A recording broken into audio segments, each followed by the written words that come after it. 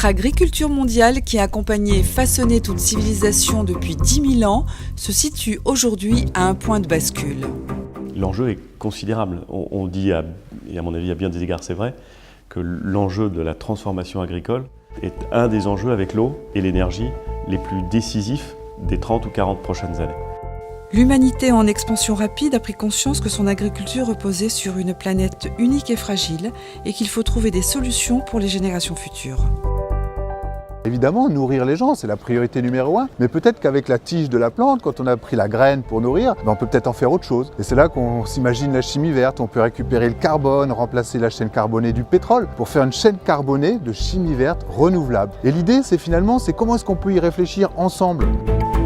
Souvent concentrés sur la recherche de solutions adaptées à leur contexte local, agriculteurs et citoyens sont désormais convaincus de l'interdépendance de tous les territoires et de toutes les disciplines. L'agriculture génère des effets papillons.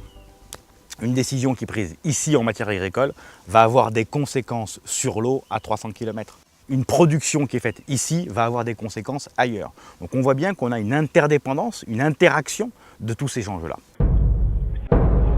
We must do something about it. Partout dans le monde s'élèvent des voix qui affirment que l'agriculture est la mère de tous les sujets. On doit changer en profondeur notre manière de produire et de consommer parce que nous vivons à crédit. 26 octobre 2017, Châlons-en-Champagne lance une initiative ouverte au monde, Planète A, pour mener ensemble une révolution positive pour l'agriculture mondiale. Châlons-en-Champagne est un bassin agricole riche de sa position stratégique au cœur de l'Europe, en pointe sur les sujets d'innovation, smart agriculture, biomasse. Il n'y a pas d'équivalent. En France, c'est sûr, en Europe aussi. Il n'y a pas un territoire qui a su mobiliser autant de chercheurs, investir autant. Et vraiment, Châlons a tout réuni depuis plusieurs années pour être ce lieu de concertation et de force de proposition.